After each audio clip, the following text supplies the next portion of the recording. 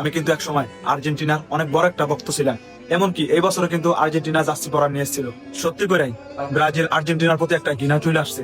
আল্লাহ আমাদের সবাইকে বোঝার তৌফিক দান করুক। তো চলেন শুনে আসি আনিসুর রহমান আশরাফি সাহেব আর্জেন্টিনা ব্রাজিলকে নিয়ে কি এমন কথা বলেছে। ব্রাজিল আর্জেন্টিনা কোন মুসলমানের বাচ্চা যদি তার কাছে প্রিয় হয়, এটা আল্লাহর কসম আমি বললাম, তোর ইমানের সমস্যা, তোর ইমানের সমস্যা, তোর ইমানের সমস্যা, তোর মুসলমানিত্বের সমস্যা।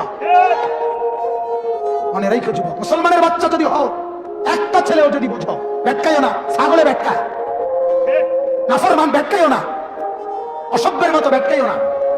ব্যাটকারের লেগে বলছি না, আসার জন্য বলি নাই বেটা। ব্রাজিলের খেলোয়াড় কি তোমার বাপ? ব্রাজিলের সমস্ত খেলোয়াড় বেঈমান। বেঈমান কিনা কথা বলেন না কেন? ব্রাজিলের খেলোয়াড় কাফের, আর্জেন্টিনার খেলোয়াড় কাফের। কাফের কেমনে মুসলমানের প্রিয় হয়? কোন মুসলমানের বাচ্চা কাফের নাম নিয়ে শিক্ষা কেমনে কথা বলেন না কেন? ব্রাজিলের খেলোয়াড় জীবনে কোনোদিন তোমার জন্য ভাবে নাই, আর্জেন্টিনার খেলোয়াড় তোমার জন্য কোনোদিন ভাবে নাই। ওরা বেঈমান। ওরা কি? আর্জেন্টিনার খেলোয়াড়রা কি? ব্রাজিলের খেলোয়াড়রা কি?